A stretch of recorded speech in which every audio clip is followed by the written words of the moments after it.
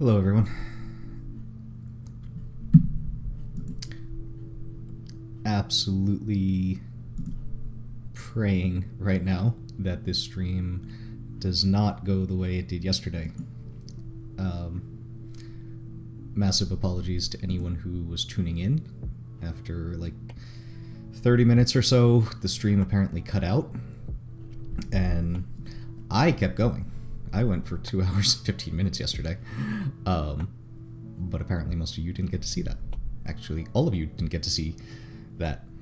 And as it turns out, it was the day that I forgot to start recording locally on my computer. And so I don't have a recording of it to upload. And so today, we're going to completely redo what I did yesterday. Now, the funny thing is, I was talking about reframing being that was the main thing I was talking about really for the first hour or so. And then I got into other things, which I'll get into today. And the point of the stream yesterday was I was trying to talk about what are the things that I'm doing, what are the things I think make the biggest impact on me day to day to achieve everything I'm doing, in the sense of,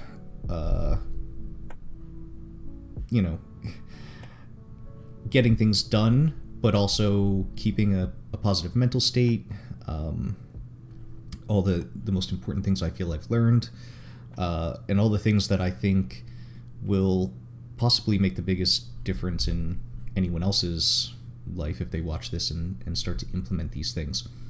None of these things are overnight fixes, but it is the case where really, if you begin to do these things, I think you'll see, really, depending on just how many things you implement into your life, probably really huge leaps in the quality of your life, your productivity, how much, not just your productivity as far as like what you're getting done to advance your goals or advance your work or whatever, but also clearing up your free time and space so that you can relax more, you can enjoy more, you can relax during your relaxation time, because you will not have shit going on in the back of your mind as you're trying to relax, and you're not necessarily playing games or doing things to distract yourself from your life and what's going on, but rather you can be more present and fully enjoy those things for what they are. And so, I don't think it takes a whole lot of time to really start moving the needle in a positive direction. With that said, these are what I'd consider to be more practical things. At least, the first few are maybe bigger concepts, like reframing. As I moved on, I got into more and more practical things you can do each day, exercises, habits, etc. But even if some of these are more concepts, they are very practically applicable. Still, I would come back to, if you're really struggling, if you've really had some big shit happen in your life in the past, I think all the life hacks in the world can't, they can help. You can be very productive, but clearing that stuff out is an exponential multiplier, whereas this stuff is more just a multiplier, right? So if you could be 2 or 3 times better with some of these practical tips, I think you could just exponentially get better very quickly over time as you clear up shit from your past. But with that stuff aside, the reason I wanted to do this is the first stream I did this week was, I was juggling some really big ideas. I wasn't super sharp, and there was a lot of points that were connected and interwoven with some of the big ideas that I was talking about. So I wanted to do something that was really super practical, that anyone watching, it's like, damn, like whatever resonates with you on this, and even if it doesn't resonate, give it a shot. I talked in the first stream about having a gratitude practice, and it didn't really resonate with me. I was skeptical of it when I was first told it, but I gave it a shot, and I was surprised at how effective it has been in my life, and even today. And just on the topic of gratitude practice, when I first woke up and I was laying in bed for a few minutes, I was going through and thank you for this comfortable bed, and this, feels so nice to lay here for a few minutes before I have to get up, and thank you for another day, and thank you for my dog, and all this. And then just before this, I was in the shower and thinking about a few things I was grateful for. And it's not like you have to schedule into your calendar, okay, I have 10 or 15 minutes set aside to go be grateful. It's like, dude, if I get up after this stream and go walk down, to the kitchen and grab a snack or something, I could just think about 2 or 3 things I'm grateful for on the way. These things are a practice. These things are kind of something that you want to interweave into your life. And reframing, which I'm about to get back into, is a major one. In fact, I'd say there's a number of really, really big ideas that I have integrated into my life that I think are the biggest things that turn things around. Reframing is one of them. It comes from NLP, which is neuro-linguistic programming. If you didn't watch the stream yesterday, I dove into it a little bit more then. I don't want to tell people to go watch that because it cut off after 36 minutes. But the basics of NLP, if you want to boil it down, are you are trying to disassociate negative feelings from certain thoughts, or you're trying to associate positive feelings to certain thoughts. The example I used yesterday was Tony Robbins, who is a big practitioner of NLP. He's modified it a bit since when he first started, and I think he calls it something different now. Doesn't really matter. It's all NLP. And he was talking. He was flown to Hawaii because there was this family with a kid who was just doing really poorly in school. This kid had a lot of negative associations to school. Just didn't. It wasn't working. So with NLP, what Tony's kind of thought process was going into this was that he wanted to associate school with positive feelings. So he sits down with this kid, and NLP can be very quick, actually, as far as how, they've got it down to a point where some of the techniques can work very rapidly. Within a session or so, you can remove phobias and things like that. I'm not saying it's across the board, and I will get into when this is appropriate and when it's not appropriate in just a moment, at least in my opinion. But, he went and he starts talking to this kid and he finds out what he likes, and the kid actually likes surfing a lot. So what he's doing is he's talking about surfing and getting this kid super excited, feeling super good about talking about surfing, getting really positive feelings and emotions, coming up and running through this kid. And finally, he's like, yeah, what would you like to do with surfing? You want to surf all day? You want to do this?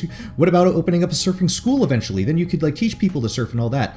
And once it got to that breaking point where he introduced school, now he's trying to combine the positive feelings that the kid feels with surfing and attach it and attach positive feelings to the word school to remove the negative association and make it a more positive association. On the surface, this might sound a little silly, admittedly, except it really works pretty well. Now, and I've just given kind of a basic overview, and as you're kind of sitting on the sidelines, you might look at that and go, come on, that can't really work. But, I mean, the evidence is there that it does. These techniques can be used more for kind of what I'd say more surface level stuff, like, let's say you are in a job that you don't particularly like, but you got to do it for another month or two. NLP could be used to just kind of get you through, things like that. It is not super appropriate for super deep traumas. However, interestingly enough, when you are processing and healing trauma, you are really actually kind of trying to look at it in a different way and come up with different stories and associate. You're trying to remove negative So negative feelings, basically, and attachments from what happened. You're trying to kind of detach from that, look at it a little bit more objectively, and that's part of processing it. So even though I'd say NLP is a bit more surface level, some of the ideas behind it are kind of... Why is... Dude, I know that the music, it says instrumental only. Why is someone talking right now? It's annoying. It is the case that some of the ideas that NLP is built on do apply at a core level to deeper work. But I would certainly never suggest NLP for someone really struggling with something like, trigger warning. Anything that requires me to say a trigger warning, that level of stuff. Even if it is kind of at a base or root level, some similar work. So I just want to make that distinction, because before anyone hears NLP and starts going and trying to address some major traumas or griefs with it, don't do that. That's not what I'm suggesting right now. However, if you, an example I brought up yesterday is, let's say you were bitten by a snake as a child. NLP would be really good for getting over a fear of snakes, because what there's some techniques in NLP. So one, for example, is, let's say in your mind you create a theater of the mind, right? What you do is you sit there and you're in front of like a TV or a movie theater screen or something like that, and you start playing the incident on this screen of what happened, but you're like watching it. And then there's as part of this technique, you kind of move out of even that space and you observe yourself watching what happened. And I'm not going to go through the entire technique right now, because first off, NLP works a lot better if someone's working on it with you rather than trying to do it yourself. And I also don't want someone to just kind of take this and start playing with this stuff without actually understanding the full process and just getting a basic overview and what you're trying to accomplish and achieve. But basically, by kind of detaching in your mind by that, you kind of detach from the event. It removes the charge, it removes the negative feelings and associations and the fears and the phobias. And like I said, this stuff can actually be super effective within 20-30 minutes of doing some of these exercises, to where it's not always a one-off. Sometimes you might have to do it a few times, but you can get to a point where you're not really phobic of snakes. You might still have a healthy fear of a poisonous snake. Like if you were, I'm not suggesting if you're out hiking and a rattlesnake's on the ground, you're gonna be like, hey buddy, what's up, come over here, let me pet you. That's not what I'm saying, but you might not freeze and literally curl into a ball and start bawling because you're terrified or something like that, right? So out of NLP, the number one thing that has resonated with me is the idea of reframing. Reframing is taking a situation that you can look at in a few different ways and choosing to frame it in a positive light. This is not about fooling yourself. It's not about being in a fantasy land and taking something that's awful and being like, no, this is perfectly fine, and practically hallucinating different circumstances. What it is simply choosing how you're going to look at something that works more to your benefit. The Stoics, really all of Stoicism is kind of built on, don't worry about the things you can't control, which is what happens in the world and how the world happens to you. Instead, focus on what you can control. And really, the only thing you can truly control is your response, how you feel about something, how you react to something, and all that. Fast forward, close to 2,000 years or so, somewhere in that realm. And Dr. Viktor Frankl in Man's Search for Meaning is talking about the same thing. This is a guy who I've brought up before. It's a fantastic book. Anyone should really read it.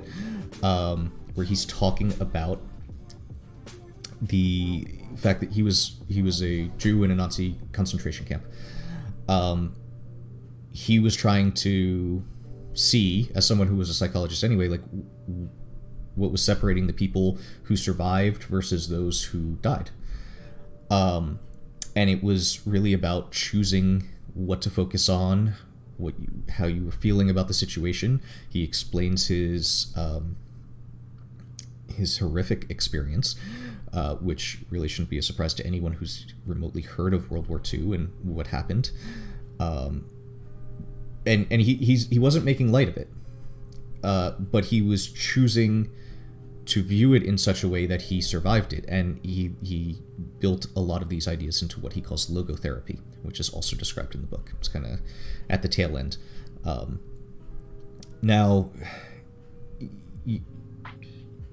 it doesn't matter that anyone watching this stream is likely not in a Nazi concentration camp. As he even says in the book, pain is pain, and just because his pain was that level and yours might be a bad breakup, it doesn't matter. You're still in pain. It's still valid pain, and we should still take that seriously. So it's not about comparing level of pain. It's not comparing level of trauma or anything like that. If you're struggling, what's important is that we take that seriously and try to address it to where you're not struggling. So reframing is super useful. Again, this is, while he was able to do it in her really, really horrible conditions. And I wouldn't necessarily try to reframe, again, like very deep traumas or anything like that, at least in this simple and quick of a method. Again, some of this stuff does come into play when you're working with trauma and grief, but just in the moment as shit happens to you is really what I'm talking about.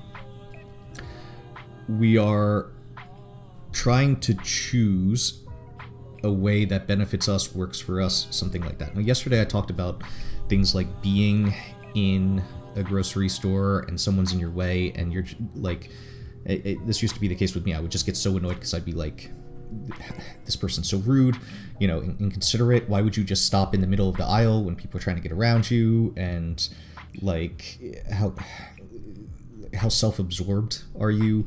To just stand there and be in the way when you could just default to pushing your cart out of the way. Even if you had to stand there and think about what you wanted to buy, other people could still get by you. Or just struggling, like it used to be a trigger of mine, like people, there'd be a long line at the checkout. It'd just be like, God, this is such a waste of my time. Why are these people here? Like I come to the store on off hours specifically because I don't want to deal with crowds. This is bullshit. This was a long time ago. But I've even talked to people recently in the past few weeks who struggle with some of these same thoughts. And it's not just some of the people I've talked to. I mean, I've heard comedians talk about this too, right? In those moments, the things that I have learned to do instead is go, I can feel this, and this has calmed down over time to the point where I really don't feel it anymore because I've done this so much. I can feel agitation coming up. This is a great opportunity to practice some patience and compassion and not allow myself to go down a bad path, because once you start thinking negative thoughts like this, it's so easy for it to just cascade or snowball into an avalanche. It's so easy for an amygdala hijack to take over, where you basically your prefrontal cortex shuts off and you can't even think, and instead you are kind of more going by the lizard brain, let's say, and just emotions are running the show, right? And so if you can catch yourself in these times, and at this point with reframing, I have practiced it so much for so many years that it's almost automatic. It is automatic often for me now, to where if something comes up, I catch myself and I'm like, how can I look at this in a positive way? Because if I allow myself to get angry, I'm just robbing myself of happiness, right? It's not hurting the other person if I'm angry about something that someone else is doing. And in the case of where things happen to me where it's not even really anyone's fault, or maybe it's even my own fault, like I'm, again, just kind of robbing myself. So while I was talking about that yesterday, today actually gives a really unique opportunity to talk about it. Because, I'll be honest, the past week or so since I've started doing this has been difficult in the sense that I am fitting in, something that takes up hours a few days a week, not just in actually streaming, but preparing for it, in now talking to people who are coming to me, often privately, to share things. There's a greater time investment. Not that I'm upset about that. I'm super thrilled, by the way, for anyone who is sharing with me. Thank you. That's extremely humbling, and I actually feel honored in that sense. So I'm not complaining about this. However, that plus early startup difficulties, as well as a few non-streaming and coaching things going wrong, have really put a lot of pressure on me lately. Yesterday, I spent 2 hours and 15 minutes, and after the first 30 or so, this all went to hell. And,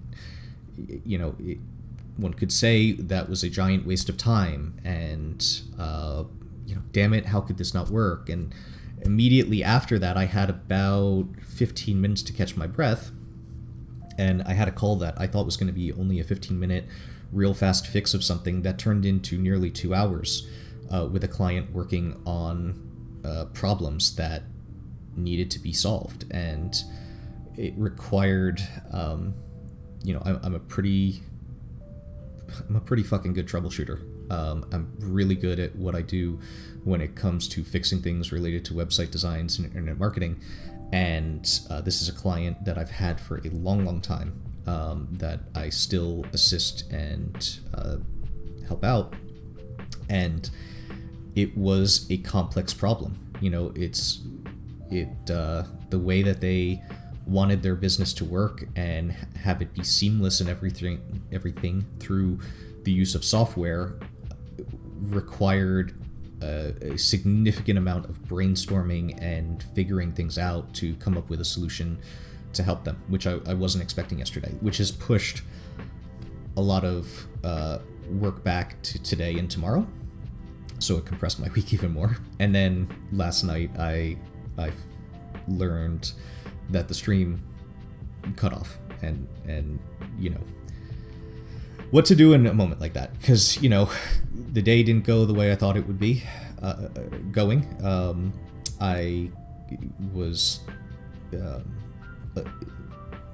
I suppose a little stressed, although it wasn't the end of the world when my call ran over. But then to hear that the stream cut out, and the worst part was I thought I did really well for those 2 hours and 15 minutes. I thought it was probably one of my best streams yet, if not the best.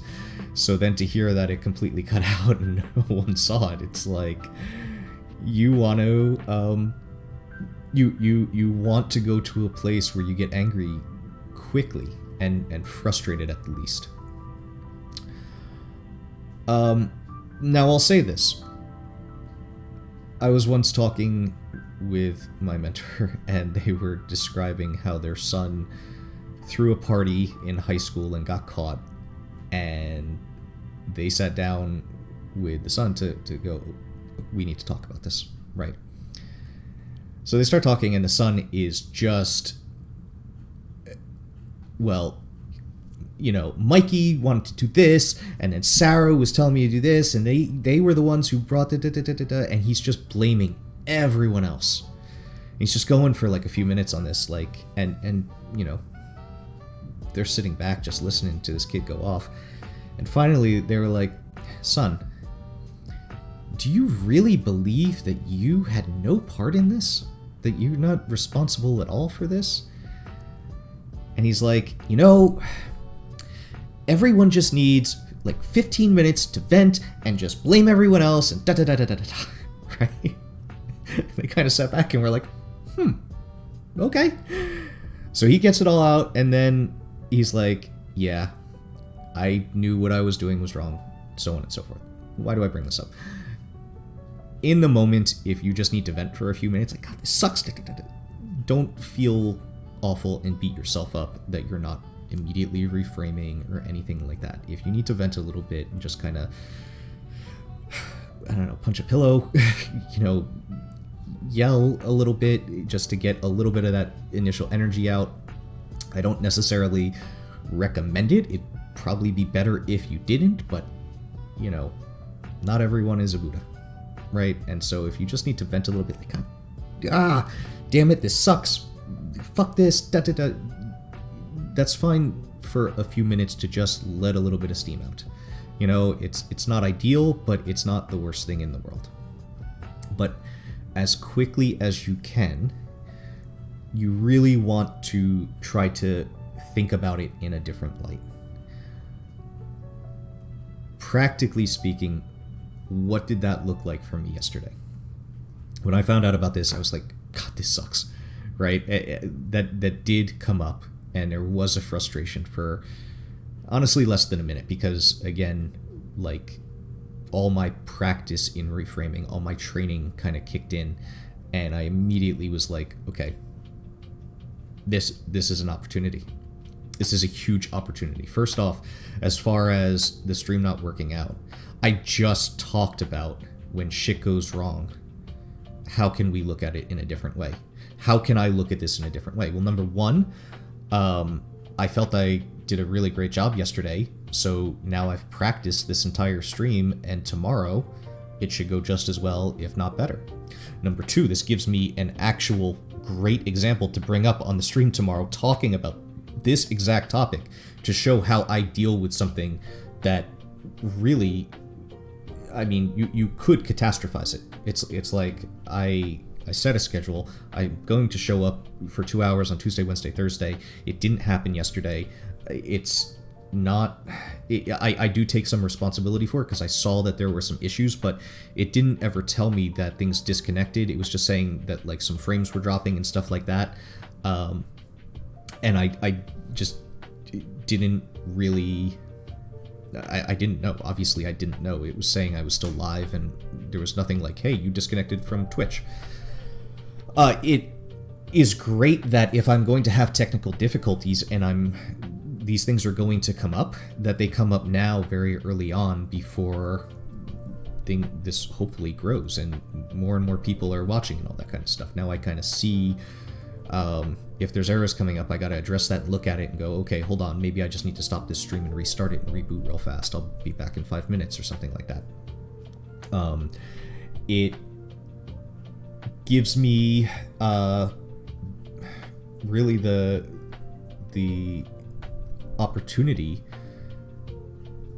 to actually not just this, but kind of bringing in again the call yesterday, taking more time and just being under a lot of pressure. My days are super condensed. There's a shit ton to do every day. I am turning and burning through a lot of work lately. I'm being super productive. I've had to step up, and I could sit there and I could say, this really sucks, man. Like, I am tired. I am going really hard right now. I am under a lot of pressure. I am feeling like I wish this was a little easier or something like that. And instead, I can say to myself, this is good, right? Because this is making me better and faster and stronger, and I am leveling up, like, in real time as this is happening.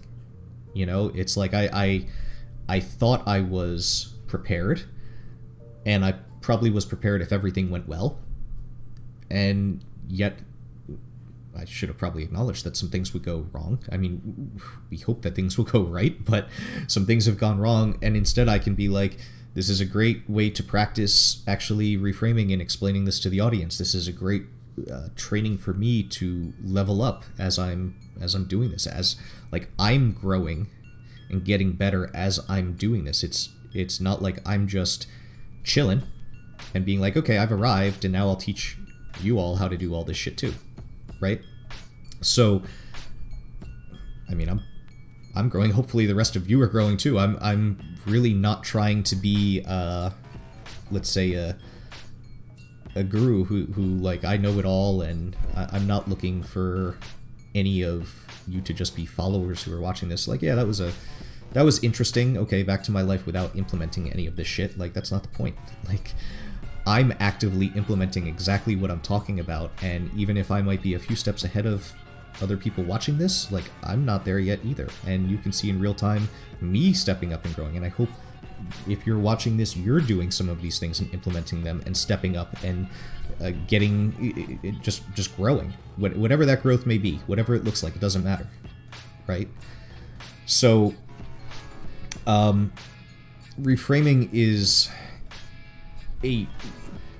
probably the thing that I most actively do daily throughout the day that has the biggest effect on my overall mental state, on my ability to keep pushing forward and getting things done. It's been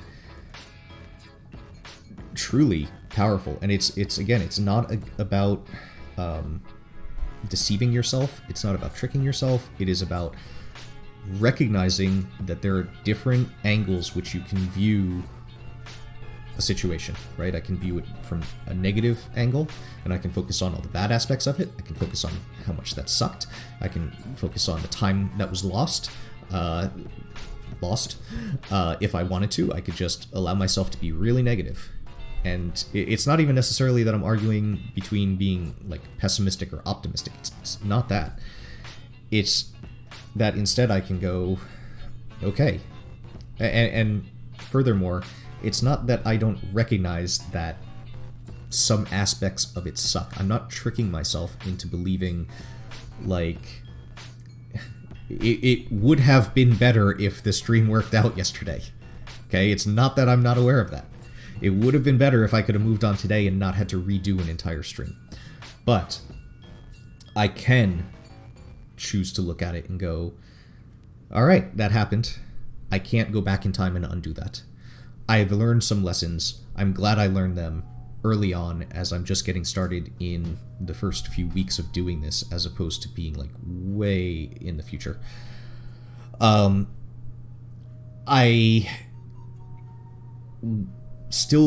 didn't waste the time. You know, it's like I went through that entire thing and I felt really positive about how it all went. And I thought about all the ways that got me there, right? I thought about the fact that, you know, I was prepared. I thought about what I wanted to talk about. I have some notes, and I have that same list from yesterday that I'm just reading off, you know, the different points I want to make on the stream, some notes that I wanted to bring up about it, all that kind of stuff. And it allowed me, I can still sit back and go, yeah, I did a good job. It didn't work out. You know, a little bit of it was in my hands. I wish I knew that the errors were a lot more serious than I thought they were when the streaming software was saying that. But again, at no point did it be like, you just disconnected, you need to restart, or anything like that. But yeah, it doesn't mean that just because it cut out and people didn't see where it went after 30 minutes, it doesn't mean that that time was necessarily wasted, because I can still look back on it and review it and go, what did I do right? What did I do wrong? What can I do again tomorrow? And just kind of do a post-mortem of it and look at it and go, okay, that, you know, overall, I think it went well, and I hope this one kind of does the same thing. So I was kind of on the topic of reframing for about an hour yesterday. And I don't know, probably from the time I hit start stream, it's probably more like 35 minutes or so that I've covered it today. So, you know, looking at it, I can go, well, maybe after talking about it yesterday, I've been able to tighten it up today.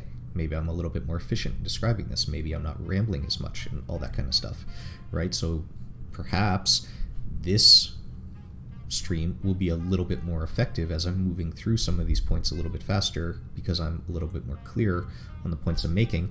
And that could ultimately be a good thing compared to yesterday because, you know, I felt that this stream and the topics I'm talking about on this stream are really significantly important.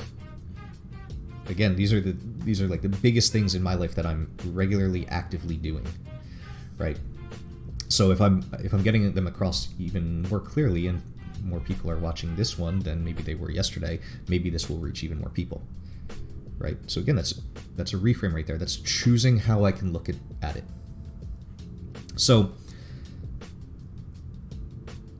you can, it really isn't that much more complicated. It's the last of human freedoms is the ability to choose how you think about something. You can choose to view something through a positive lens. And not only that, this is something I touched on yesterday and I want to touch on today, it is truly the case that we create our own realities, right? And that is a very deep idea that I don't truly want to get into just how deep and profound that idea can be right now, because I do want to keep this a little bit practical. But it is the case that, similar to like when people say like, well, there's three versions of the truth, like your story, my story, and the truth, right? Why is that the case? There's been tests done where people can look at the same situation, and it's because as it goes through their lenses and their filters and their beliefs and their stories and all that kind of stuff, they will view the same situation differently than someone else. And we don't really need scientific studies to understand this, because we know, I mean, just look at politics.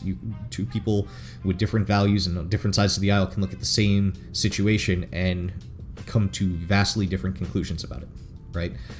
But it truly is the case that if we are, even though that's reality and it's coming in through these filters, we're therefore kind of creating a reality, and we're creating stories around these things based on what we're telling ourselves, what we're thinking, what our beliefs and what our stories are, and all that kind of stuff. This is truly a deeply profound tool if you really take it seriously, if you really try to catch yourself and train yourself to start thinking differently. You will literally change your reality by doing this. So I really can't underscore enough. I mean, it's one of those things where you just have to start trying it yourself and seeing the change in your life.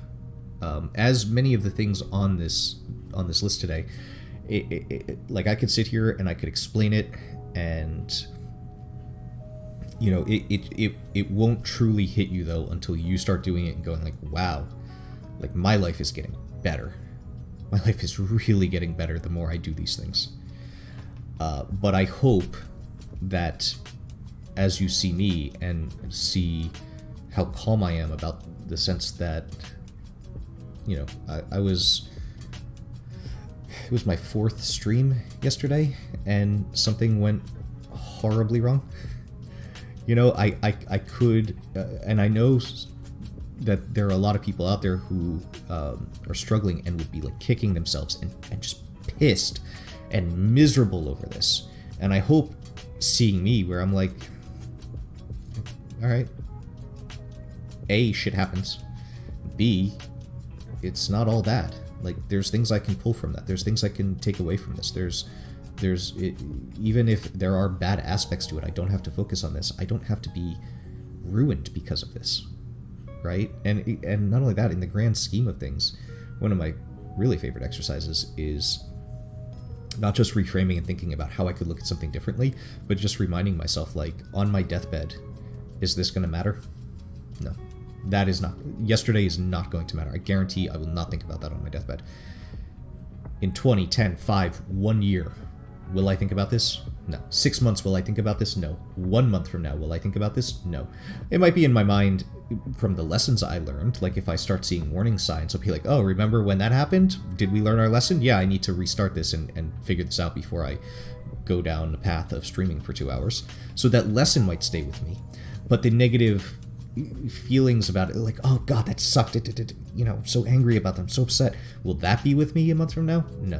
Will it be with me a week from now? No. Will it be with me a day from now? It's only kind of with me a day from now, from yesterday, because I'm now bringing it up on the stream as an example. But I would have, if not for needing it as an example right now, I'd already be past it. Will this be an issue 6 hours from now? Maybe at night as I'm falling asleep, I could kind of look back over my day and go, yeah, that kind of sucked. Well, we'll do better tomorrow. 2 hours, 1 hour. Generally speaking, if you're not going to be thinking about something 24 hours or even 12 hours later, it's really not that big of a deal. You know, we need to just like chill and not get so caught up in the moment and think about the big picture sometimes and detach and zoom out and be like, dude, think about the past year. How many things that you likely got really upset about that you probably can't even remember that you got upset about now. So like, why are you robbing yourself of that happiness? Wouldn't it make more sense to start practicing this and start just like quickly processing it, take any lessons that you need to from it, focus and try to look at it objectively in the sense that you can recognize there are some bad sides to this and there are some good sides to this. I can acknowledge the bad sides.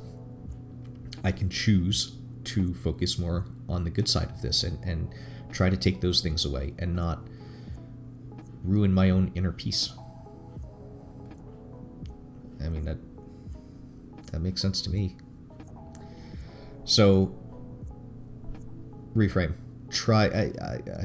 If you need to, get one of the things that I've done often when I try to install new habits. Sticky notes. I will write whatever I'm trying to remember, and I will stick it somewhere on my monitor. I'll stick it on the bathroom mirror, little notes around the house, just anything I can do to catch myself and interrupt myself and go, oh right, I'm supposed to be trying to do this. So with something like reframing, in the moment, it's really hard when you first get started because you may be so used to just going down a bad path and catastrophizing and really turning a molehill into a mountain and all those kinds of things. It can be difficult to catch yourself if you've had those thought processes where you haven't interrupted them and you've let yourself go down these bad paths for so many years, right? So whatever you can do to try to remember just the idea of reframing in that moment, so you could go, oh, reframing, okay, let me give this a try right now. How can I view this a different way? And the more you do it, the more practice you build, the more it will get ingrained into you, and the more this will really impact your reality, your mental health, how you observe the world, how you observe your life, all those kinds of things. It is truly an awesome technique, in my opinion.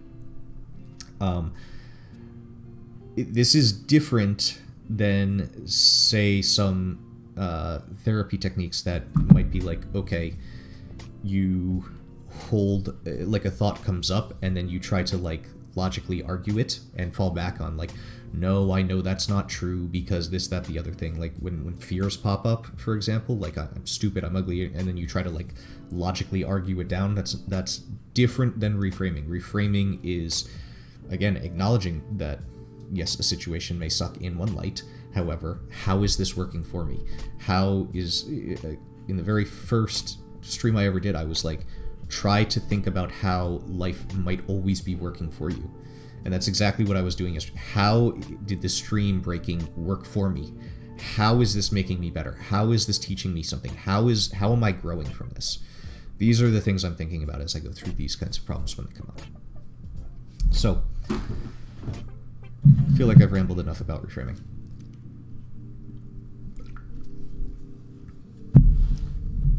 let's move on to the second thing.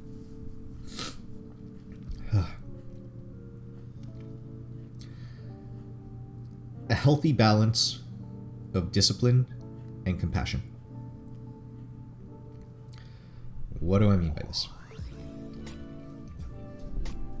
What I mean is, when you are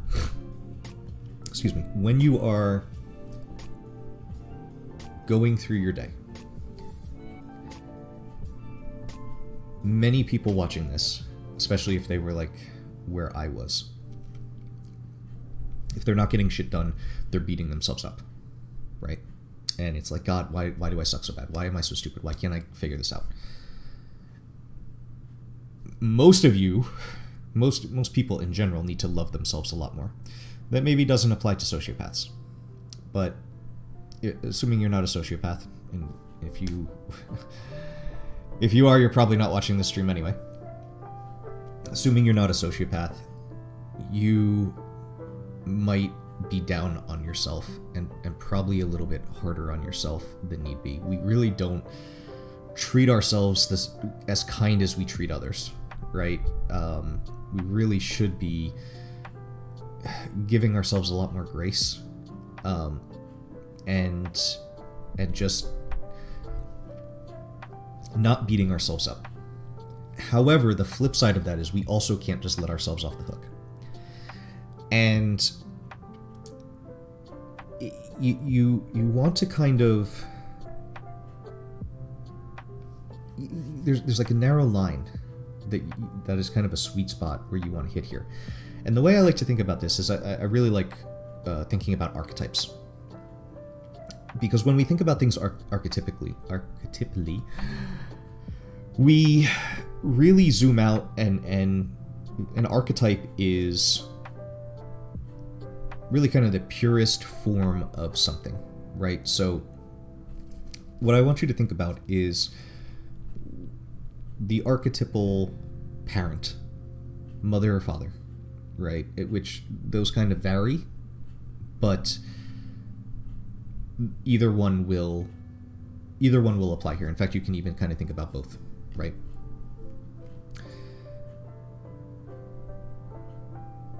When we think about how a parent archetypally and ideally would love a child, it doesn't mean we just let them get away with anything and just give. Love just means only compassion and empathy to their detriment, where we're never saying no or anything like that. And if I might make a point about society at the moment, I think we've really gone off the rails here on this one, because there is a time to tell someone no. There is a time for correction or punishment or discipline or things like that. And some people might kind of wait, what? The thing is, with a lot of things in life, there's really no good options. There's just a shitty option and a less shitty option. You kind of have two options if your kid does something wrong, right? You could do what some people are trying to do now and never tell them no. And this is kind of applicable throughout a lot of places in society, weirdly enough. Like even in dog training, like pure positivity dog training, where they never want to tell the dog no because it scars them, it hurts them psychologically. And, this stuff kind of started decades ago where, we couldn't keep score in sports games anymore because kids will get hurt by losing. But the problem is it hurts them more by not losing. It hurts them more to not know how to handle bad things coming up and building emotional resiliency through it. So if we are protecting kids and never letting them feel anything bad, then when the real world comes along, they are completely unprepared to deal with it. Right?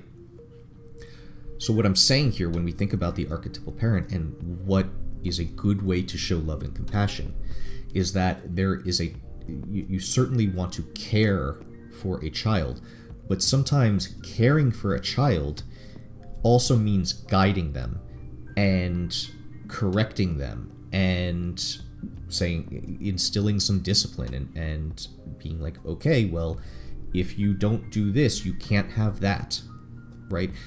It's not coming, this punishment and this kind of discipline should not come from a place of anger, right? It's not about making this person feel pain, like, I'm going to make you feel pain because you were wrong or bad. That's not it. They might have to feel a little bit of pain, like being grounded or having the Xbox taken away or something like that, but it's not out of vengeance. It coming out of love means you're coming from a different angle and going, this is for your benefit. You're doing something wrong and I need you to start doing something right. If you're parenting yourself, for example, in this way that I'm talking about, and having a healthy balance of discipline and compassion, if you're not getting your stuff done, you may have to introduce some pain if pleasure is not working. Unfortunately, most people are motivated by pain. If you really boil everything down as far as motivations go, it's pleasure or pain, right? And a lot of the times, if you're struggling with gaming addiction, or you're not getting your shit done every day, or whatever else, you're not feeling enough pain to get your shit done. Or you might be addicted to games because you feel a lot of pain doing other things, and that might, again, be related to grief or trauma, which is a different thing. But let's say you're not as healthy as you want to be, you're not as fit as you want to be, but you are not, weighing your food and counting calories. You're not getting on the exercise bike for 20-30 minutes a day. Whatever the case is, you might have to introduce some discipline and pain and go, all right, well, I can't play games unless I get on the bike. Let's start with for 5 minutes. Let's say the first week. Again, I've talked about building habits before. Start small. Don't go to, I can't do this unless I'm on that bike for an hour a day, 6 days a week. That's stupid. That is a horrible, horrible way to go about it. Trust me, it will not work out, and you are just going to be in an even worse place. Start small. 3 days a week, I need to get on the bike for 5 minutes, and that's it. Then I can play games. And then increase slowly over time until you build that habit up. But if you fail to get on the bike for even those 5 minutes, then you can't play games that night or something, right? And you do have to hold yourself accountable here. Unfortunately, there is a certain point where you have to answer to yourself if these things aren't happening. But the point is, you shouldn't be punishing yourself and being like, you don't want to come at it like you're beating yourself down because you failed at these things. Sometimes we have reasons where we have to adjust how we do something, or we have to miss a workout here or there or whatever else. And sometimes it's not even just that you forgot. There have been days when I felt so physically terrible that I knew trying to lift weights that day was just like a really bad idea. But I don't allow that to happen regularly, where I'm like weekly going like, just don't feel like it today. No, there's a lot of days when I don't feel like it that I do it anyway. I have to feel physically like fucking awful for it to be like, no, my body is seriously telling me I need to rest today. And in that case, since I only do this 3 days a week, I will push it to tomorrow. It doesn't mean I'm going to let myself out of it, but today I'm going to listen to what my body's telling me. This might be less applicable if you're in your early or mid-20s. I'm not. So as you get older, you have to think about where you're at and kind of listen to your body a little bit more, but it doesn't mean I necessarily let myself off the hook. It means I'm compassionate, but I could then still be disciplined and go, yes, all right, I have a reason today. I'll be compassionate to myself, and I'm not going to beat myself up about not being able to get this done, but I'm still going to be disciplined and figure out a way to make it happen this week. Now, once in a while, I just can't, right? Once in a great while, a week is so crazy, something is going on that you have to make some decisions and let some things drop. And that's life, and that's okay. Assuming you have good reasons for it. Reasons, not excuses. Good reasons. But, ultimately what I'm really trying to get at here is a lot of people, again, need to love themselves more, but it has to be a healthy, balanced view of love and in a sense of parenting yourself. It can't be just all compassion, oh, it's okay, I'm going to let you off the hook or anything like that. And it also can't just be strict taskmaster, like, get your shit together, come on. You really, there's a fine line here between holding yourself accountable, but being compassionate to yourself about it. And when you do achieve things, really praising yourself for it. That you really want to build a positive feedback loop personally, internally, when you accomplish things, right? If you worked out, you should be like, yeah, fuck yeah, I did it. I'm proud of myself. Another thing about this, as far as getting things done in this sense, that I will quickly remind everyone about, is often getting started is the worst part, right? Just simply putting your sneakers on and getting on a treadmill for those first few minutes is way harder than actually being on it for like 30 minutes. And once you're going, you're doing it, you're feeling good, you forget about all that resistance. It's like you're here now. So often, if you're trying to build a new habit, often the thing is like, your job is not to be on the treadmill for 30 minutes. Your job is to get your shoes on and get on the treadmill for like 5 minutes. If you happen to keep going after that for a while because you're feeling it, good. Keep going. You don't burn yourself out. Don't be like, oh, I'm going to go for an hour, and then you literally can't do it the next few days because you're so sore and tired if you're just getting started up. Again, start small. But if you're just starting out, you get on for 5 minutes, and then it's like you go for 10 instead because you're like kind of feeling it. Like, cool. You try to find a healthy balance there. But yeah, how I think about myself, how I think about things in these moments as I'm trying to get things done, as I'm trying to get through a day that is pretty busy. My calendar is pretty packed. And I have to switch rapidly between tasks sometimes because there's like lots of little things to get through, different things for different people, different things for myself. There's a lot to fit in every day, and I have to be super efficient about it. Try to get to a healthy middle ground where you're not beating yourself up and you're not just letting yourself off the hook every time. Really try to think, if I was like the best parent possible, how would I treat myself right now? Should I be holding myself a little bit more accountable?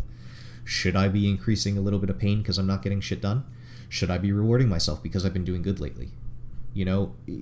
Really try to think about what you view as an ideal parent and then try to apply it to yourself. And this actually applies, when I think about things archetypally like this, I don't just apply it necessarily to myself. I actually apply it especially as a leader. Again, a lot of people watching this know I play a video game that has a strong, really interesting socio-political system, and I run an organization, one of 12. I have a lot of people below me. I have to interact pretty much with the entire game and community and the role that I'm in.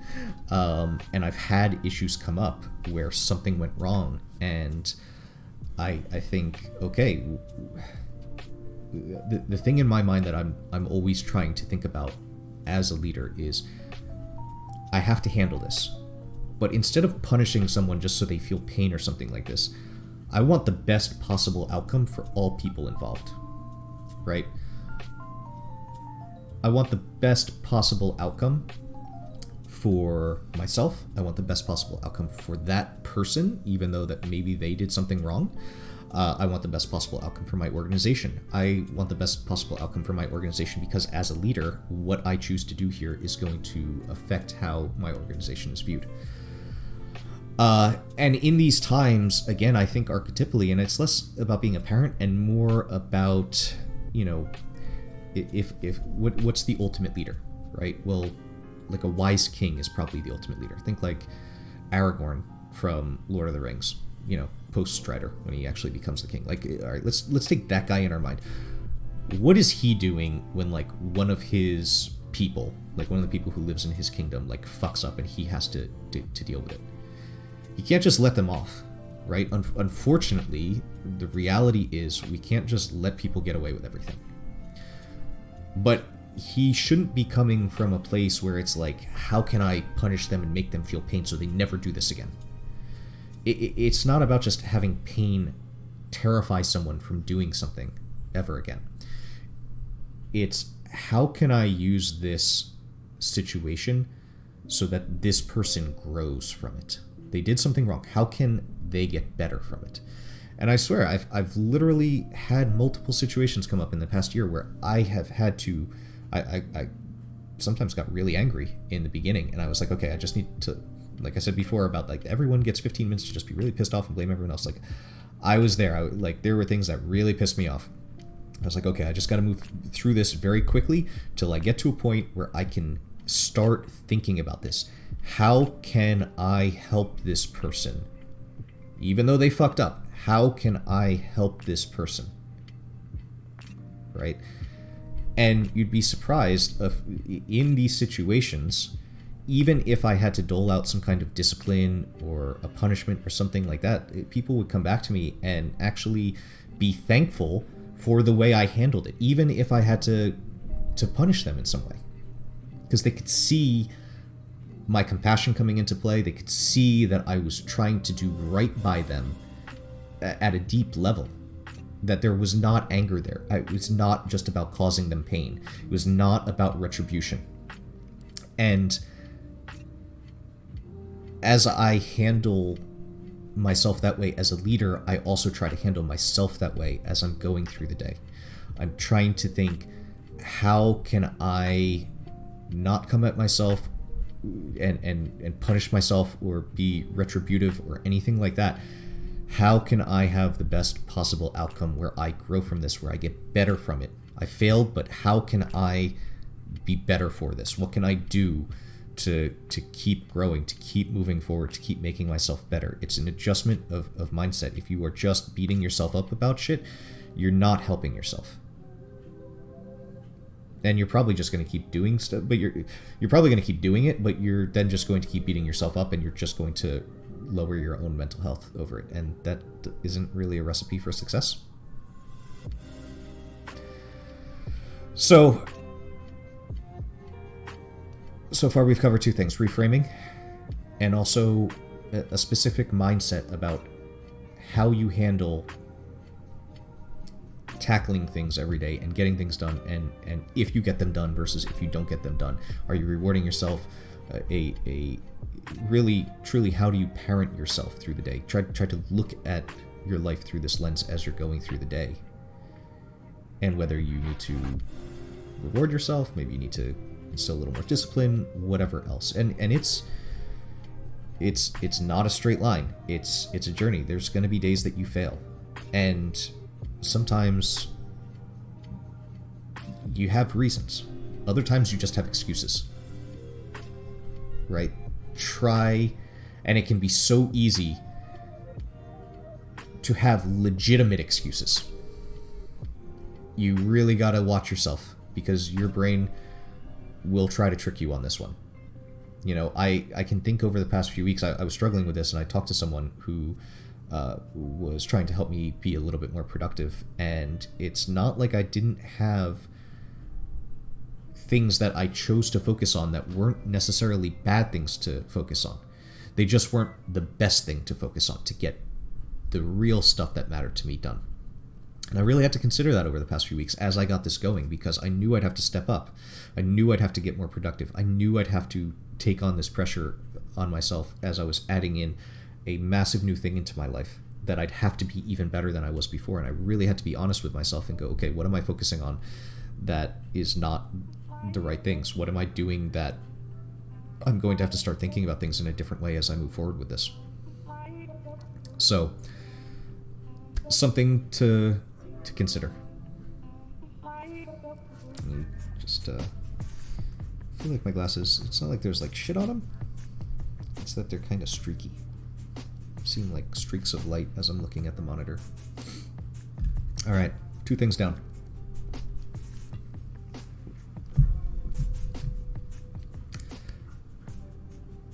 Third thing, reduce decision fatigue. As you make decisions all throughout the day, your ability to make good decisions and have good willpower decreases.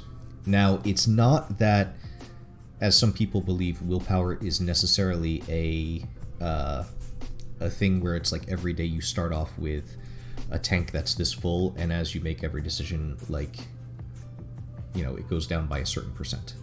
It's not exactly like that, but practically speaking, as you need to make decisions every day, you are using your brain to make that decision, and you are getting more and more tired.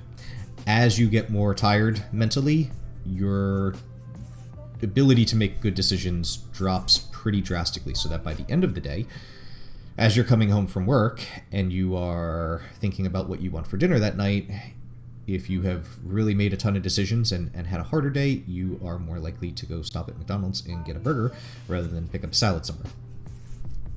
Even if you could get a salad at McDonald's as well. This is something that is actually super practical, and I try to think about ways that I can reduce decisions, not just so that I can save my mental brain power, it's also so that I can save time. Because time is my most valuable resource. I hate when people waste my time. I hate when I waste my own time. I'm allowed to choose when I want to relax, or when I need to relax, or whatever, when I want to spend time my way, whether it's playing games or watching a movie or whatever else.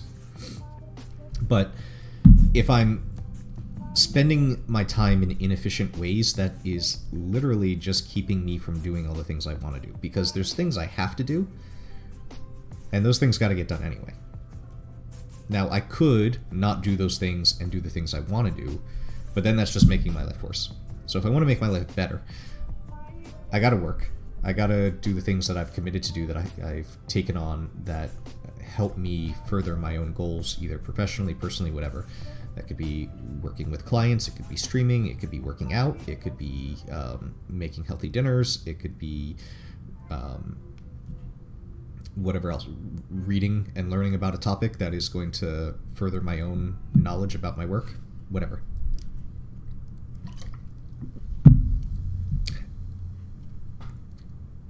So if I'm inefficient as I do those things, or I allow more time to be taken up on little things that don't really matter, and I'm not optimizing on them, then I'm just robbing myself of my free time. And that is probably the thing that I dislike the most, if I'm being really honest. Like, why do I care so much about being efficient? It's because I want to be fucking lazy and play games. You know, I started the stream off yesterday with a quote by Anthony Bourdain, the late Anthony Bourdain, rest in peace, who said something, and I'm paraphrasing. He's basically like, I know inside me there's a guy who wants to just lay on the couch all day and smoke weed and watch TV and eat junk food and all that, and my entire life is a series of tactics and tips and tricks to outsmart that guy.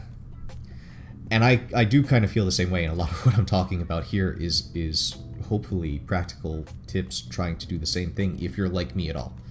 Now, some people might be super conscientious, and I went into the Ocean model yesterday, or the Big Five personality test, which conscientiousness is one of the traits that kind of determines just how disciplined you are and like how easy it is for you to get your work done and all that kind of stuff.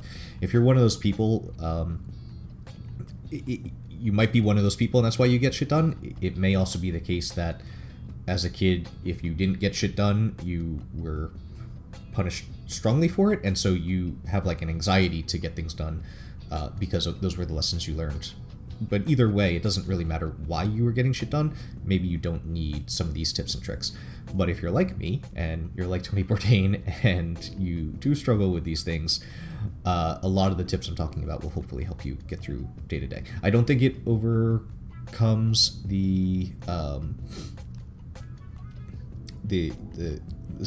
necessity of deep work I've talked before about how trauma and grief can just really weigh you down, to where it's like you have 100 pounds of rocks on your back, in a backpack, and it'd be way better, instead of little tips and tricks to make it easier to carry that bag, if you could just put that bag down, right? Because you're going to be able to go a lot further, a lot faster, without having that much weight on you.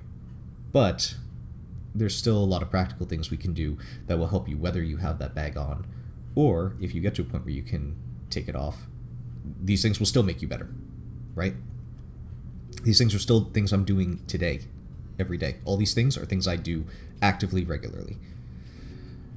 So, reducing decision fatigue. If you are aware of Steve Jobs, you know that he regularly wore a turtleneck and some jeans, and I think it was New Balance sneakers. And this was just his outfit every day. Didn't matter where he was going, what he was doing. It's like, this is what I wear, this is what I'm comfortable in. He didn't have to think about what he was wearing. Now, if you are a woman, this might be a little bit harder, because as you're going to jobs, you usually have more outfits than men do, and your wardrobe is usually a little bit more important than it is for a guy. If I'm going into an office, I could probably get away with slacks and a button-down shirt every day. If they vary in color a little bit, no big deal. Whereas, most women don't want to do that. They want to have a variety of dresses. They'll sit there and think about what they feel like wearing, what they feel good in that day, etc. That's fine, but this isn't the only place that you can reduce the decisions you make. But in my case, it is one. You'll notice that on this stream, I wear shirts like this. They are long sleeve, but I usually have them rolled up. Pretty much on every stream, you're watching me wear the same brand of shirt. I only have like a few very limited colors. And every day I just go in and I grab one of these shirts. They're comfortable. I can wear them while I'm working out. After I work out, I toss them in the clothes hamper, I take a shower, I put a new one on. I just have a lot of the same ones. I feel comfortable in them, I feel good in them, and I don't have to think, what shirt do I want to wear? That doesn't mean these are the only shirts, that I have.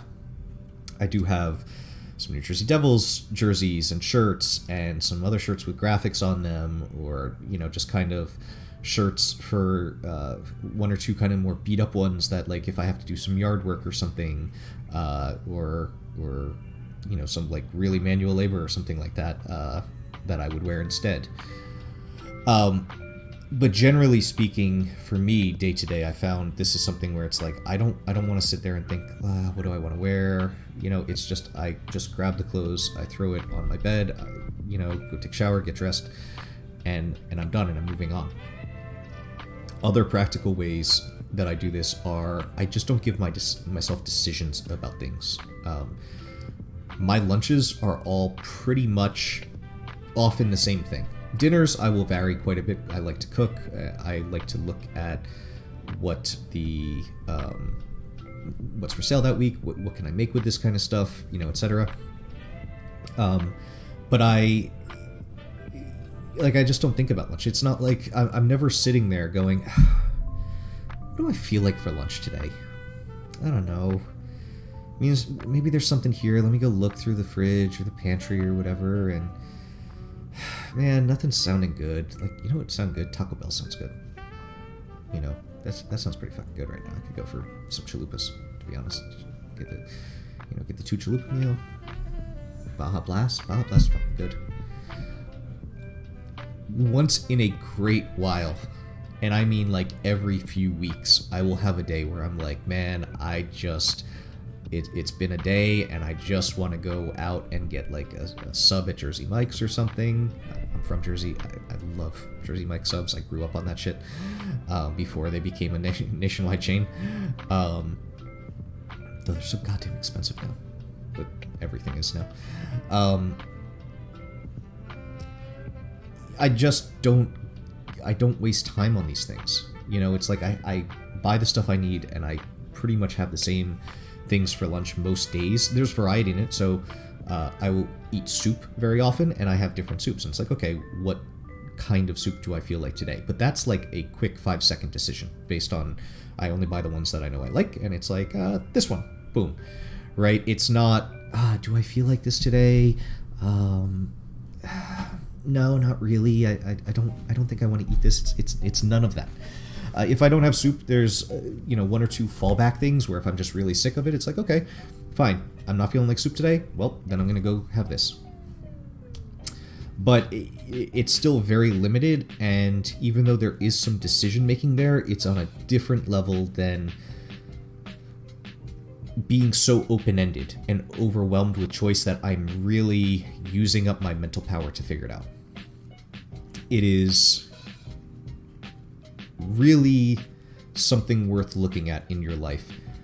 Where are you spending time looking, making choices and using up brain power throughout your day that is leaving you exhausted at the end of the day, right?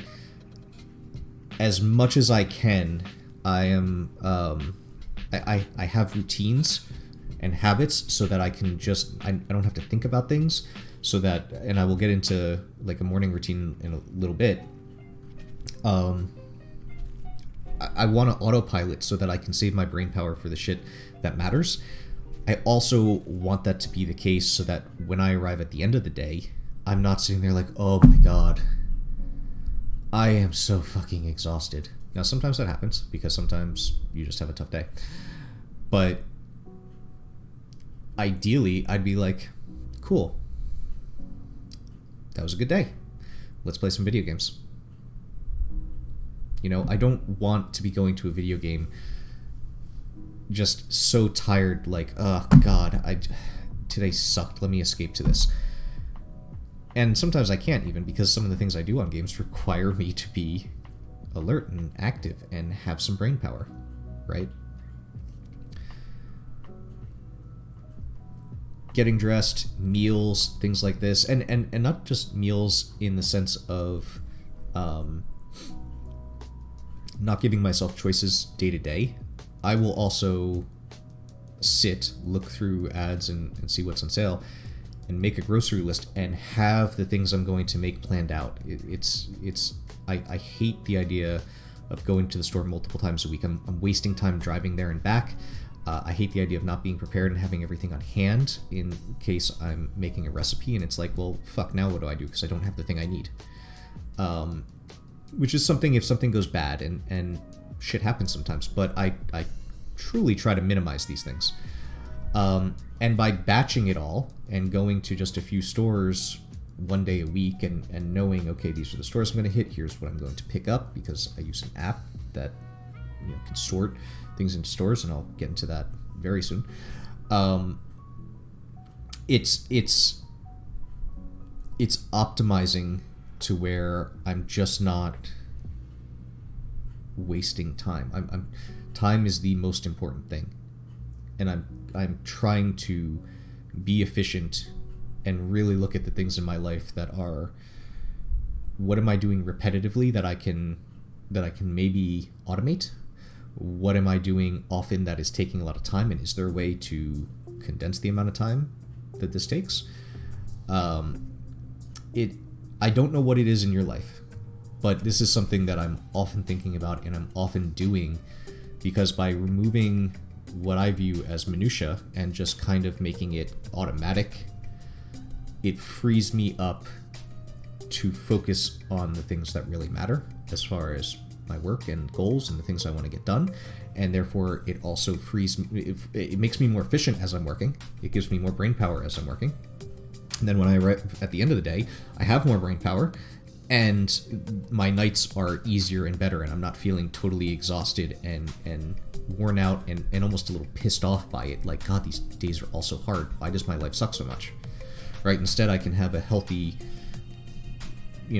feel good, feel mentally fine, and play some games or watch a movie or something like that, and then just go to bed and be like, okay, that was a pretty good day. Let's get some good rest and on to the next one. So, 3 things so far. Reframing, a healthy balance of discipline and compassion as far as how you kind of parent yourself through the day, and reducing decision fatigue. The 4th thing, I've talked about this on other streams before is an instant input system. This idea comes from Getting Things Done, which is a book by a man by the name of David Allen. As you can see on my screen, front and center on the bottom row, so it doesn't matter, where I am, I can come back. I can click on this, or tap it, I should say, and as soon as it comes up, it's immediately enter in a task or something like that. I want to get shit out of my head as soon as possible. And it doesn't just have to be tasks. In fact, you can see what defaulted coming up here is this would be in the movies list. Why do I have a movies list? Because if there's a movie I want to watch, I can just put it in here to remember I want to see it, and then when it's time for me to watch a movie, I can go to this list and be like, what are the things that I want to watch? What do I feel like? Do I feel like a comedy? Oh, well, here's the comedy movies I know I want to watch. Let me go find that. I'm never just kind of mindlessly browsing Netflix like, I don't know what I feel like watching. What's this thing about? What's that thing about? Or something like that. Again, it's inefficient. It kind of wastes time. You can have lists for all sorts of things that you want in your life. But the big idea here is to not necessarily have a movie list. It's to have a list about your to-dos, about the things that matter to you, whether it's your work, whether it's your errands and tasks that you need to do, like gotta remember to drop this off at the dry cleaners, or I need to remember to buy a present and card on this day for someone's birthday coming up. If you allow if you try to use your brain as a task management system, you are going to fail. Because your brain is awful at remembering to do things and throwing them out to you when it's needed. It will just throw shit out to you, and then it's up to you to do something with it in that moment. If you don't do it in that moment, you might lose it. So you want something that is as frictionless as possible from getting it out of your brain into a system that you can rely on. I like cell phone and I use a project management software called ClickUp, but that's because I'm an entrepreneur. I work with multiple clients. If you are not that, I would strongly recommend an app called Todoist, and I'm going to put that in the chat. Right there, Todoist.com. It's free to use. There is a paid plan that I used to pay for, and I actually like it a little bit better, if not for the fact that I need some project management features, such as like timelines, so I can say like, okay, well, with this project, this is phase 1 and this will run for these 2 weeks, and then phase 2 will be for these 2 weeks, and then I can kind of see how the different projects stack up, and I can see if a week is a little too overloaded, how much I'll have to do in any given week, what will be happening, and it gives me a few more visualization features that Todoist really doesn't. That for someone in my position, it makes sense. But I almost kind of wish I could go back to Todoist, because I loved using it for the few years that I did use it. Although the premium plan gave me some features that I really liked, if you're just getting started, the free version really should work just fine. And there is a widget that you can put on, I use Android, there is a Todoist widget that works just like that button that I had, where you tap it. It doesn't necessarily open the Todoist app, it opens an immediate, jot down whatever you need to, kind of thing. You will need to build in actually using this system into your life, so that means maybe reviewing at night and going, okay, what are the things I put in? What am I going to do with these things? And I would recommend reading Getting Things Done by David Allen to kind of see his system. I don't adhere to it strictly, but I took some ideas that really work for me, specifically this get shit out of your head idea. It's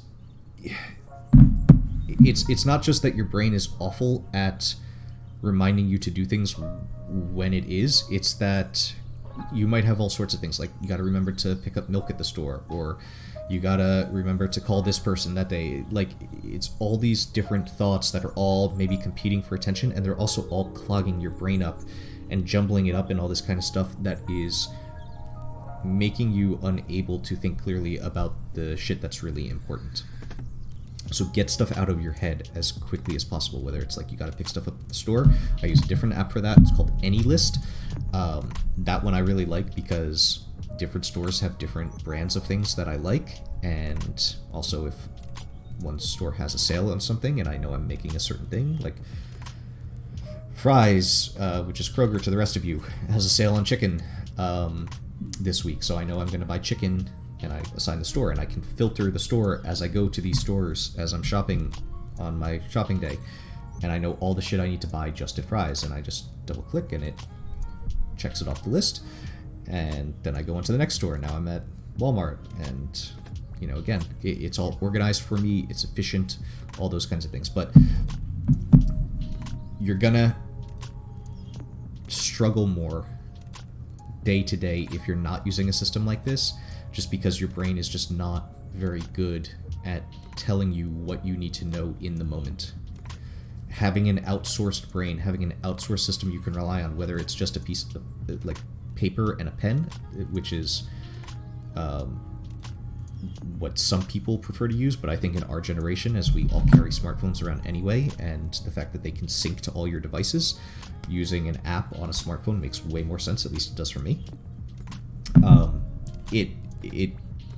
You are going to not miss as many things. You're not. It's going to be far less likely, if you ever do it, that you go to the store and you forget to grab the milk or whatever else because you say, oh, I gotta remember to do that, and then you go there and you pick up 5 other things and you forgot the milk, and it's like, fuck, now I need to go back. You're wasting time, right? And not only that, now you're on yourself because it's like, oh, God, I can't believe I forgot that. You should believe you forgot that because your brain sucks at this kind of thing. That's like an awful use of your brain. Your brain throws this shit out. You need to get it down somewhere. However you do it is up to you, but you should absolutely have a place to capture basically anything your brain throws out. As you build this system in, you clear your brain out to where it is not clogged up by all this shit, and you are much more effective. You are much more able to focus. You are much more able to apply yourself to the task at hand, but not just like as you're working and achieving things and getting things done. You're also able to be a lot more present with yourself and others. So if I am hanging out with my friends and we're playing a game, if I am talking to a client, if I'm this or that, I don't have all this shit going on in my head, like I gotta remember this. I don't have those concerns. I don't have to worry. Am I forgetting something? Did I need to bring something up? It's all out. It's all there. I use technology to my advantage significantly in this aspect, to where I just don't have these internal anxieties or fears coming up. Like, am I getting everything done? Am I doing everything? Am I missing something? And not only does it apply in my work, it also applies in my relaxation as well. That as I'm sitting there playing a game or something, I'm not like, God, did I have something to do? You know, shit, am I missing something? You know, even just in the back of your head, you might not be actively thinking about it, but just in the back of your head, sometimes we have these things going on when you are not using a system like this. So I don't want to harp on this too much because I have brought it up in previous streams, but definitely use something like Todoist or some kind of way to get thoughts out of your head and not try to rely on your brain to be your task manager, to be your to-do list, to be your calendar. Use a calendar. That's the other part of this, and I will maybe get into how to use a calendar and how to use this system together at another date. We'll see. But seriously, if you're not doing something like this, it will significantly make your life better. Really. Like, again, as I said at the top of the show, so many of these things, you actually don't recognize how profoundly they change your life. But after a week or two, like upon first hearing them, like, okay, so use a to-do list.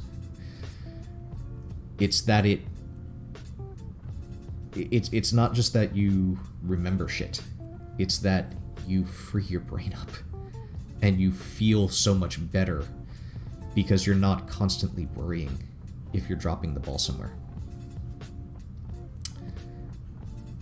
All right, that's enough of that one. Next one, and this is a nice segue because I just talked about the importance of getting shit out of your brain.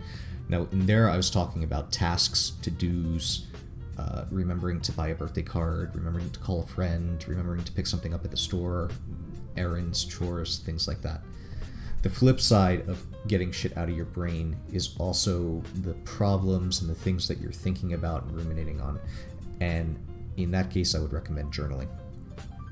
There's 2 really good reasons to journal. The first one is to think. When shit is just stuck in your brain and you're trying to work things out in your brain, which can be done, it's less efficient than getting it out either by talking it out or writing it out, whether that's with a pen and paper, which some people swear by, that they think it's more effective to think as they are physically writing as opposed to typing. For me, I really don't like writing things down. My hand gets fatigued very quickly, and I 10 times prefer to type.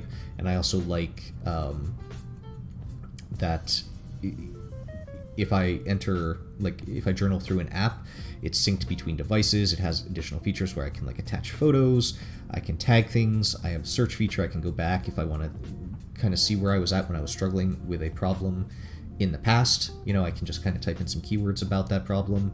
I can usually find the entries of when I was struggling with it in the past and see what my thought process was, how was I handling this a little, just again, try to make it a little better for myself as I'm going through whatever it is in the present.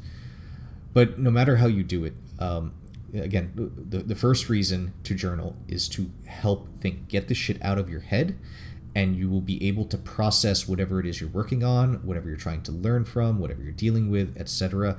And you will begin to make advances and grow personally in an emotional and a spiritual and a mental sense much more quickly than if you are just letting the shit stay in there and bounce around and try to work on it here or there or whatever else.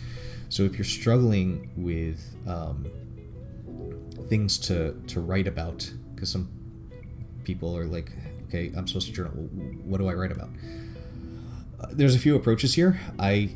One approach is you have a bunch of prompts and you just answer those prompts. So it could be, what is a problem I'm struggling with? And if I was giving advice to someone in a similar situation, what would I tell them to do about it? The other way to do it is just you have a blank page and it's totally freeform, right? Just start writing. For me personally, I kind of like a hybrid approach where I'm not just bogged down with tons of prompts where I'm just answering questions, but I am maybe checking off a few questions each day where it's, what are 3 wins I had today? What was something that I fell short on and could have done better? And what would I do differently next time to make sure I don't fall short? But then also leaving space for me to go, what's going on in my life right now? Just talking about it. Started streaming. It's been kind of tough because this has been a significant addition to my life in terms of time and energy, while needing to juggle all the other things that I've been committed to and working on and doing previous to now. And I am, there's a lot on my plate right now, and here's how I'm feeling about this. Here's what I'm thinking about doing about this. Can I be better at this in any way? So on and so forth. So I would say, if, again, in concert with what I just talked about of getting all the other things out of your head, as far as tasks and errands go, if you can do both of these things together and just start, again, going back to the whole decision fatigue thing, all of these things come back around to not using so many brain cycles to run thoughts in your head. The more that this stuff gets out of your head, the more that you remove those decisions in the first place, the more you're not using your brain on all these things and optimizing it in any way possible, whether it's outsourcing it to a computer system to remember things, whether it's just removing those decisions in the first place, whatever, it is just going to make it so you are not mentally taxing yourself so much every day. And that is why these things really matter. And they will significantly affect your life if you start building these habits and healthy systems into your life. The second reason to journal is to review your progress as you are going through life, whether it's daily or weekly or whatever else. The reason for this is that often we do not look at how we did objectively. And if we can start looking more objectively, we can be more balanced and not be so hard on ourselves as we move forward, but we can also actually level up and get better too. What do I mean by this? There will be all these things that we do actually accomplish in a week. You know, I got this task done for a client. You know, again, talking about me. I worked on this website. I did these streams. I did this. I helped this person. You know, I took X amount of calls. I signed a new client.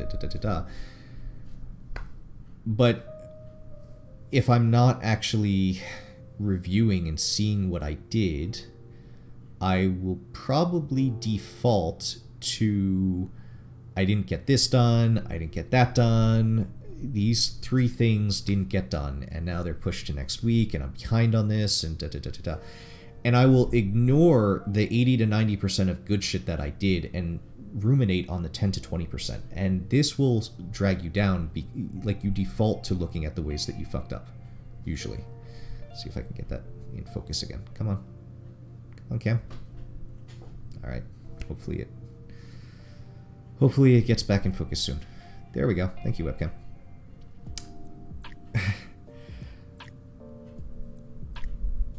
If you start to journal, and you, again, this, especially with the reviews, this is where prompts come in handy.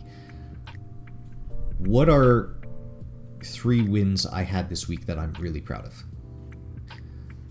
What, and if you had more than 3, you could, if you had like 5, good. Just list, just because the prompt says 3, you know, you could list off 5 if you wanted. Be like, extra credit, 2 more. And you can, and you should address the places where you fell short. But by the end of, and some of the other questions are, you know, what can I do differently next week? What am I looking forward to working on next week? Where do I want to advance next week? What do I need to be aware of and watch out for next week? You know, really we're trying to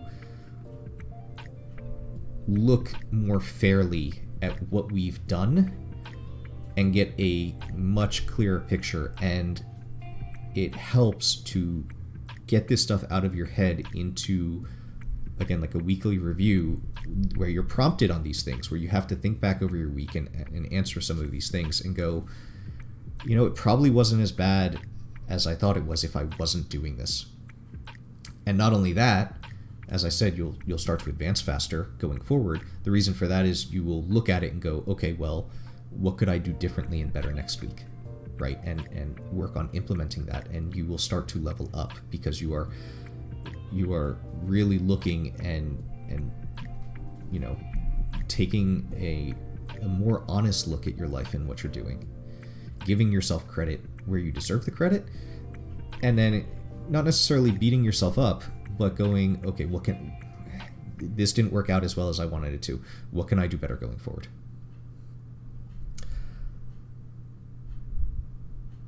It's not something that I'd say I do every day, although I try to do it more often than not. Today, for example, some things came up in the morning where I thought I was going to get it done, but I had to push journaling back to this evening, and hopefully if nothing else comes up, it's not a top priority thing for me. So, for example, I said yesterday after the stream I had a call that I thought was going to be about 15-20 minutes. It actually wound up being for like just under 2 hours. Journaling would have dropped off compared to that call with a client. It's not something that I feel has to be done every day. Sometimes there are some days where I'm like, yeah, I'm good. I just got a lot of shit to do today and I just want to get to it. And it's just like 2 or 3 sentences, you know, and like, that's okay. You don't have to sit there and be a slave to it. With any of these things that we're doing, we're not trying to be slaves to these systems. We're trying to understand how they make our lives better and use them appropriately to make our lives better.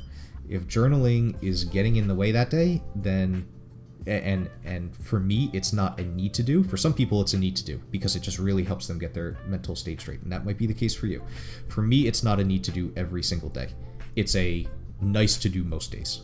But it does help because it does help me look objectively. It does help me clarify my thinking about different things. And I notice that I'm more in my head and I'm more anxious and stuff when I've let journaling go for a while. The same goes actually for meditation and things like that too.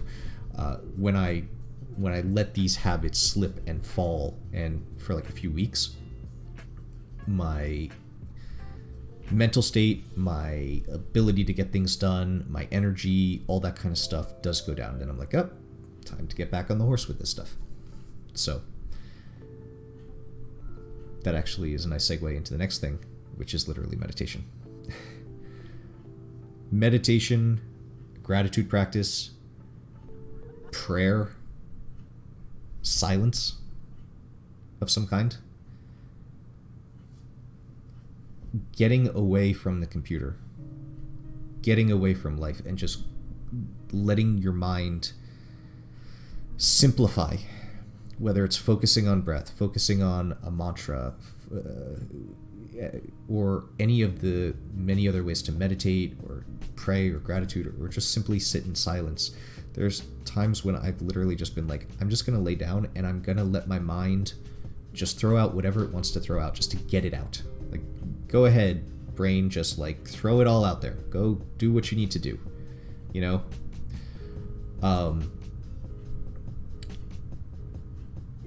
It is one of those things, and I've said this before, where when you first start meditating, you can feel like, oh, what am I doing?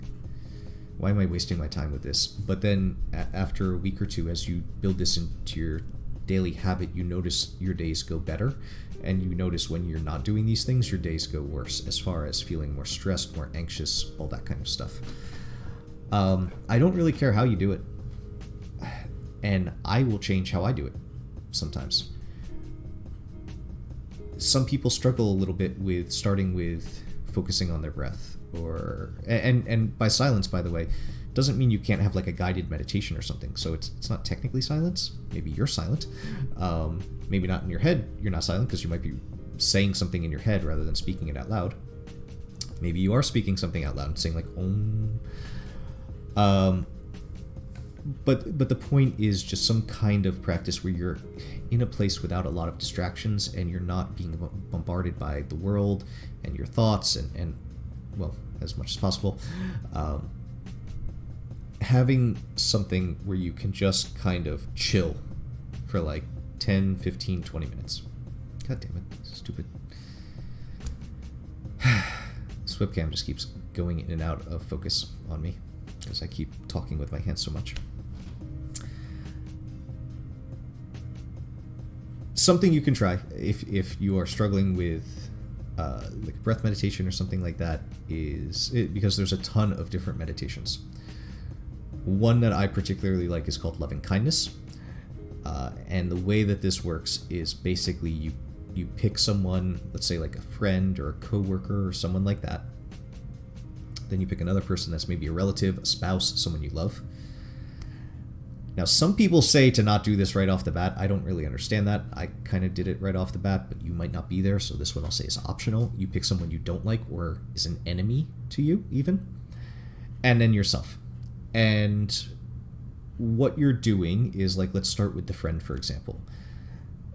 You meditate and you kind of bring this person to mind, and you just start saying things like, may you be well, may you be happy, may you have love, may you have peace and joy in your life, may you have all the things your heart desires. You're just wishing really good things and being compassionate towards this person.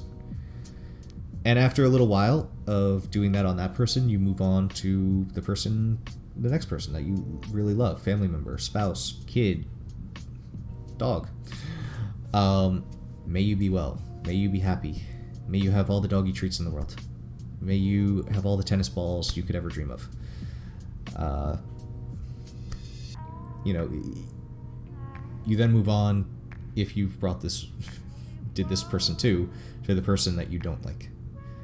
And I think sometimes people say not to do this until you've done this for a while and maybe move forward in your meditation practice and everything, because this can be hard to genuinely try to wish someone you don't like peace and joy and love and happiness and all those kinds of things. I haven't really ever struggled with it, but if you're struggling with it, don't feel bad. You know, just maybe move on from that one if it's not working for you until it does eventually work for you. And then you end with yourself. You know, may I be happy, may I have peace, and all these kinds of things. And this gives something for your brain to do where you're not necessarily focused on the breath or struggling, but it's still a really good meditative practice. You're building compassion and empathy. You are putting yourself in a good state. You know, there's a million other kinds of meditation, to be honest. One that I've done before is meditated to get around creative blocks. And interestingly enough, I learned to do this from the coach who taught me how to meditate and a lot about mindfulness. Their client whose website I worked on in the past.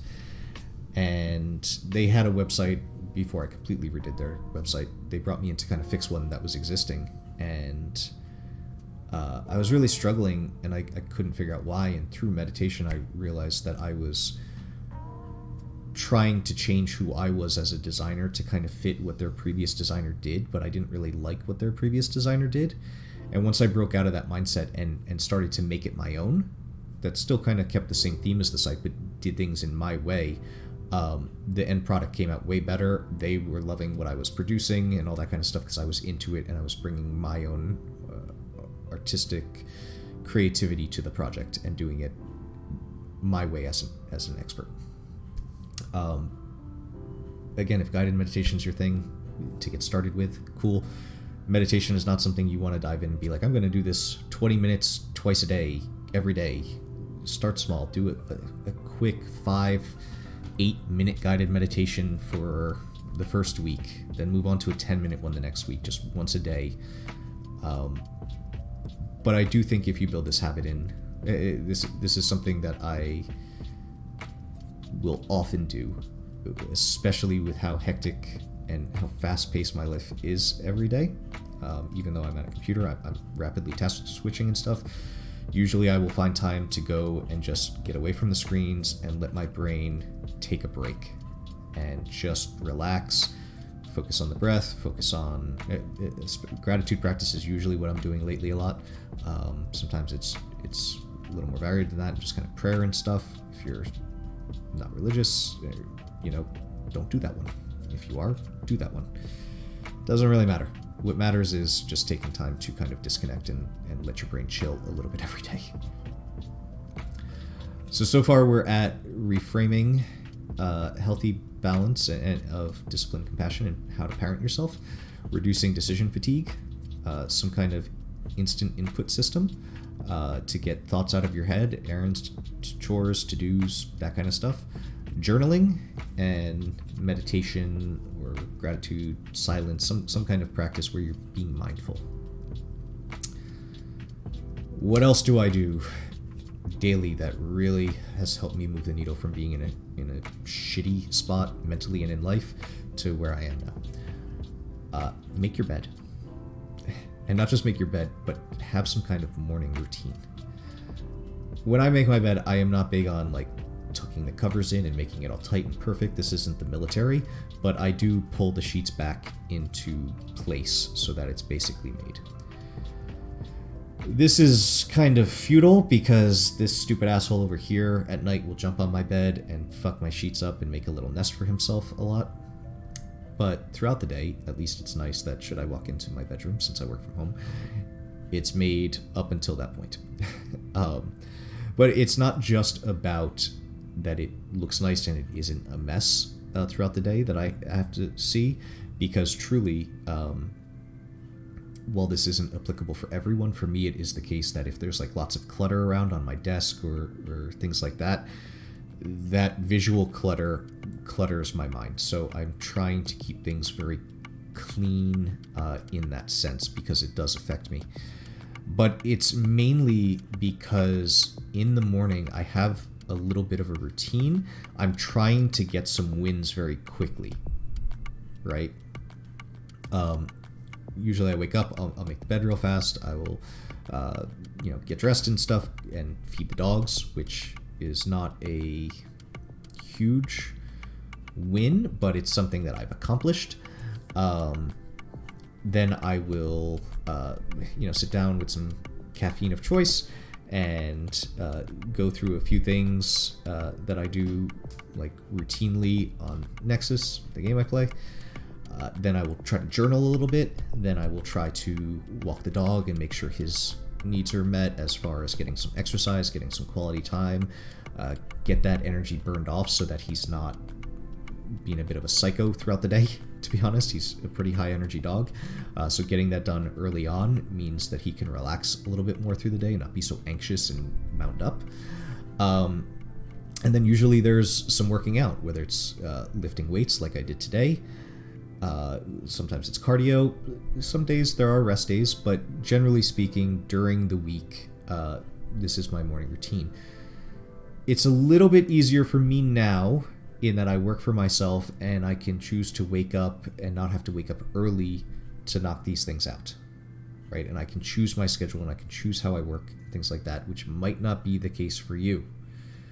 That's fair. However, I had to make a decision, and I was doing some of this stuff even when I did have to go into an office years ago, and I did not work for myself, and I did have to be there for 9 hours and all that kind of stuff where,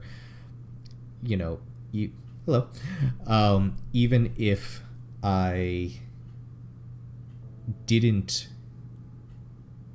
even if I didn't get as many things done as I do now, being self-employed and working from home, I still had to make that decision to be like, okay, I'm going to just get a few wins early on about the things that matter the most to me. So if you're like me and you're more of a night owl, you might be the kind of person who wakes up at the very last moment, gets ready real fast and runs off to work, right? And that might be in conflict with what I'm saying here about trying to get some early wins in the day so that you can feel accomplished and that you're at least moving some things forward. In that case, you might really need to optimize some of the things that you're doing in the morning. Pick 3 things that are really important. Maybe a very quick workout or exercise. Maybe you want to journal for 10 minutes or so. Maybe you want to read for a few minutes. Maybe you want to have a gratitude practice for a few minutes. A while ago, the New York Times came out with like a 7-minute workout that you could do in the morning, that you wake up, you could get to it. It might not only take 7 minutes, and that you might have to wake up and drink some water first or something like that, which, by the way, is a great habit to have, getting up and hydrating very early on. That's going to help you feel a lot better in the first 5 to 10 minutes and then going throughout your day. If you drink some water, just chug it if you have to. You could do that very quick exercise. You could then do, and let's say it takes 10 minutes total for you to actually get ready, start the workout, and run through it and be done with it. You could then journal for 10 minutes, sit at your desk and knock that out real fast. You could then, immediately after journaling, kind of sit there, close your eyes, and just run through things you're grateful for like 2 or 3 minutes. And in less than 25 minutes, you have accomplished 3 things that will really be good for you if you did that daily and built those things into habits. And it's really not asking a whole lot to wake up, let's say, a half an hour earlier than you otherwise would have. Again, if you're not a morning person, I know that can kind of suck and you want to stay in bed until the last minute, but it's something worth considering, right? So I have found that when I do a few things in the morning that I really care about, it's hard for me to be upset about how my day went because I know I handle things that I care about. I care about taking care of my dog every day, and I care about most days making sure his needs are met in the sense of going out and playing. If for some reason we can't go out and do that, maybe it's raining, which doesn't happen here that often, he is treadmill trained. And so I can at least burn his energy off there, and then I can play fetch with him in the house or something and throw a ball to him in here. I care about, working out, and side note, as far as even though I'm talking about getting some quick wins early in the day, because if you win the morning, it really helps you to win the day. And if you don't, if your morning kind of sucks, your day kind of sucks. That seems to be the case. But speaking of working out, although it wasn't initially on this list and it's not something I talked about yesterday, I really think everyone would benefit from some kind of weightlifting or resistance training. And not just the physical benefits of it, but it's amazing how much it affects you mentally when you have a habit and routine of doing some kind of weightlifting or resistance training or something. I'd say lifting, especially for guys, but not limited to guys. I really think every guy should be doing that, but women get a huge benefit from it as well. There's a very famous life coach that most people watching this wouldn't know, but she started off as a weight loss coach, and even she was in her book really talking about how beneficial weight training has been to her, in addition to doing cardio and things like that. So even if you are more inclined to do cardio and you like it more and all that kind of stuff, and let's say you're not big into weightlifting like I am, it would still be good to, maybe you're not doing the compound lifts that I am. I do the starting strength plan, which is using a barbell to do things like squats and deadlifts and all that kind of stuff. Even if you're not doing that, just something, maybe you're doing curls, maybe you're using a machine at your gym to just kind of isolate and work on your legs or something, but try to work that in. And especially though with the compound lifts, not only have I been glad about the physical effects it's had on me, it has really done wonders for my mental and emotional health as well. And it's almost a little unbelievable if you've never done it before. But if you do it for a few weeks, you will start to really be surprised at if you've never done it before. And I wish someone told me this as a teenager, because I probably wouldn't have had nearly as many problems as I had in my teens and 20s if I had some kind of weightlifting workout habit. I probably would have been a lot more mentally healthy and a lot more physically healthy too. But again, side note, this is off topic from what I was talking about, but I would strongly recommend people give this a shot and try to do it. And I am not a personal trainer. Please don't just go to a gym and start lifting weights without knowing what you're doing. Talk to someone who knows what they're doing. Watch some videos online. Start with specific plans. Learn proper form. All these kinds of things. I'm not suggesting you just go try to lift 200 pounds on a barbell and deadlift it right off the bat. Like, please don't do that and then say, well, Everclear told me to do that. Be sensible about it. Start at an appropriate level for you. And I'm not going to even get into that. It's on you to figure it out, but you should do it. Anyway, still though, morning routine, just get some small wins going. Get things that yes, I did this, I made my bed, I walked the dog real fast, I meditated for 10 minutes even, I quickly got a journal entry out. You get like just a few things knocked out in the morning, you are setting yourself up for success the rest of the day. You really are. There's a book called The Miracle Morning by a guy named Hal Elrod. I do think this guy is a bit of a internet marketer in the sense that he has lots of products, lots of things, and he's a hustler, building his own little empire. That doesn't take away what he's saying in the book and his own personal journey, which involved recovering from a very bad injury that affected his brain. He has some ideas about the things that you could build into your morning that he just kind of focuses on, like, doing each thing for like 10 minutes, so it only takes about an hour. If you don't even have an hour, like I said, pick just 2 or 3 things and do half an hour before work or whatever it is. Do the things that work for you. Whether it's just read a few pages of a book, if you want to start reading more, if you want to journal, if you want to do a quick workout, it doesn't matter. But if you get a few wins, read that book if you need some ideas and some tips and tricks on how to actually make it happen.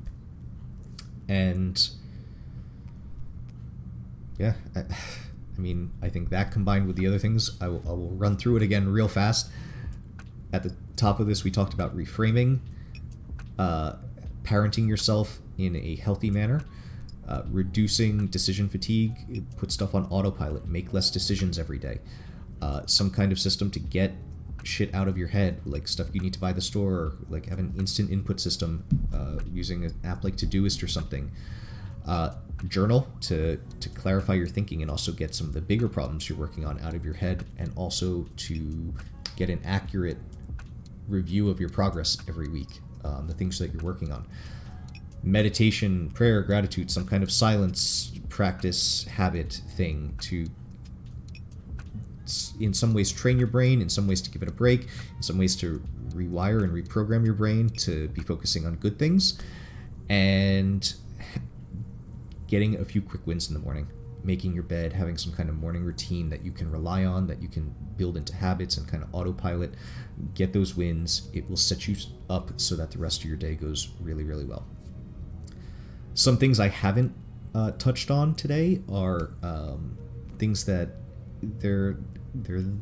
they do work for some people, and you can take some of the things that I said today and just Google what are other healthy habits that some people do. Some people in the past have brought up that visualizations and affirmations work really well for them. I have not found that these work super well for me. I have a hard time visualizing things in my head, actually. And also, affirmations, you can kind of do them incorrectly. So if you are going to do them, the thing is sometimes you can have an affirmation and you're saying like, I have $1 million in my bank account. I have $1 million in my bank account. But the thing is, you don't actually have $1 million in your bank account. So you know that you're lying to yourself, and it can actually kind of backfire. So a better way to do that might be every day I work towards having $1 million in my bank account. If that's something that matters to you, if that's a real driver for you, at least then you know, okay, well, it's in my power to work on every day to keep building towards my goals and my dreams, as opposed to saying something that's just not true. But either way, I have found that I've tried it before. I've tried to stick with it for a few weeks. I didn't really feel that I was getting much benefit from it. You might, though. We're all different. Some of the things that I talked about on here might not make sense for absolutely everyone. I tried to pick things that I thought work really well for me and that are pretty universal. I think reframing can be done by just about anyone, and a lot of people get a ton of benefit from it. I also think the idea of getting shit out of your brain and having outsourced systems like a to-do list, a calendar, even things like Evernote, whatever it is, outsource some of this shit out of your brain, because your brain's just not even really good at it, if nothing else. But like I talked about not choosing outfits too well, but other people might be like, no, I really like fashion and I want to make a decision about what I'm going to wear that morning and feel good about. That's fine if that doesn't work for you. Maybe find other places in your day that you can optimize and reduce decisions, but like that doesn't have to be one of them. But do try to figure out the things that will work for you. Do try to see how you can use less of your brain on the minutia so you can focus on the really important things that you're working on, whether it's your work, your goals, your creative projects, whatever else. And also that's going to free up your brain so that you're just not so tired at the end of the day, and you're not making bad decisions about your health choices, about just being exhausted and wanting to just you can get to a point where you're so exhausted that you're kind of upset at your life because it's so tiring, and that's when you go down a bad path into like escaping into games. It's not the only reason, but it was certainly the case for me where life was just so hard, so difficult, because I wasn't doing a lot of these things, because I wasn't being proactive about my mental health as much, that I was just grasping for all the time I possibly could to escape and distract myself from how awful and miserable I felt otherwise in life. That I would then play games, and I wouldn't want to go to sleep, because I knew when I went to sleep, that would mean the next day would eventually come along and I'd have to go through another miserable fucking day. Right? So I just stay up later and later trying to get any extra time that I could away from that shit and towards something that I could distract myself and that I could like and that I could feel good about. These things will help you break those cycles. These things will help you get through your days more easily. They will help you have better mental health. You will see your life turn around if you implement some, most, all of these things, depending on just how far you want to go with it. It's not all of the work, as I've said before. There is also a strong case to be made for tackling the big things you've struggled with that maybe cause fears to come up, doubts, past traumas, griefs, all that kind of stuff. And that work is super, super important, and I keep coming back to that. I really believe in the importance of moving past traumas and griefs in your life and doing your work there. But these things will apply whether you have done that work or haven't done that work, and it will make things better for you. And they're super practical, they're super implementable. You should give it a shot. Give it a shot for 1 to 2 weeks. Just pick one to start with if you need to. Pick one out of that list to start with. See how it goes. See if it works for you. See if again, some are things that are not necessarily, I set 10 minutes aside for. Like reframing is just something you have to start building a habit in as things come up that are kind of negative, or that you can choose to see negatively, that you catch yourself and go, nope, I'm going to reframe this, and start rewiring your brain to do that more often than not. But things like making your bed it takes me literally like 20 seconds to do in the morning, and it's like, boom, as soon as I got out of bed, I got to win. And try that. Try journaling. Try meditating. Try these things. See if your life gets better. If it's working for you after maybe not just 1 week, but maybe try to give it an honest shot for about 2 weeks. If it does work, great. That's awesome. If not, okay. Maybe that suggestion didn't work for you. Maybe visualizations and affirmations will work for you. They didn't for me, but maybe they'll work for you. Be proactive. Take control of your life. Try to build these healthy habits. They will pay dividends for you. I think that's a pretty good place to stop today. I hope that the stream didn't cut out. I don't think it did, since someone said hi at about 20 minutes ago, so I think I've been live this whole time. I did hit record this time.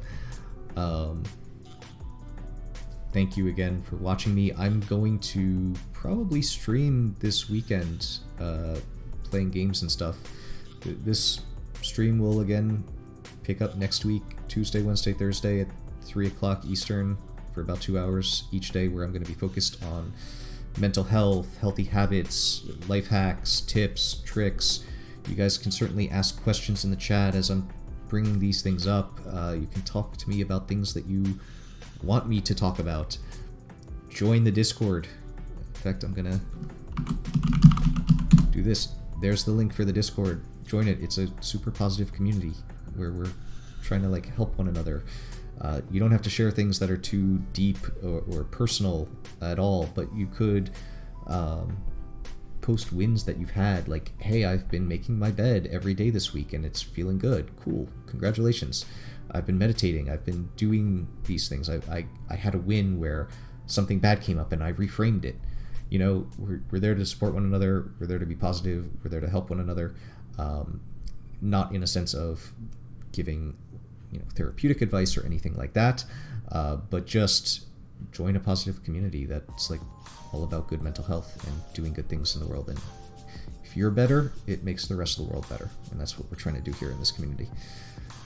So join the Discord. I just linked it in the chat. It's also down below if you're watching this on YouTube. It's down in the description. If you're watching on Twitch, it's in the about. The link is everywhere. Yeah, come hang out with us, right? And if you like this, please follow, because that helps me. I hate being that guy that's like, you know, don't forget to smash that notification bell, and like and subscribe, and all that kind of shit. You know, I'm not gonna hound you guys to do that, but it would help. The more followers I get, the more people see that there's something going on here that's positive, hopefully, that's something good, putting out good into the world, that's helping people. If you know anyone who's struggling at all, feel free to shoot them a link to this channel, and they can check out the past VODs and stuff. But thank you, everyone who watches, all the viewers, all the people who message me in Discord, all the people who have joined the Discord channel, everyone who's followed. Thank you so much. I am really humbled by the fact that people are watching and getting something out of this, and I've already heard of some people implementing some of the things I've talked about and having some wins and stuff, and that is so cool, really so cool. So I think that is a good place to end. I will see you all next week on Tuesday as far as this stuff is concerned, but you will likely catch me streaming some video games and stuff at night over the next few days, especially Saturday night at midnight Eastern time. You're going to see me play a super old game. Most of you know what it is. If you've just stumbled upon me and you don't play Nexus, The Kingdom of the Winds, it's a super old, it's the oldest MMO actually. It looks like a Super Nintendo game, but it's really special and unique because of the community, and it's a lot of fun, and we have a giant party every Saturday night, and I kind of run that party, so you're going to get to see what it's like for me to actually run this thing, what it's like to be the guy in the hot seat making it all happen. Alright, I hope you all have a great weekend. I hope you all keep taking steps for positive growth in your life, and that's it. Take care.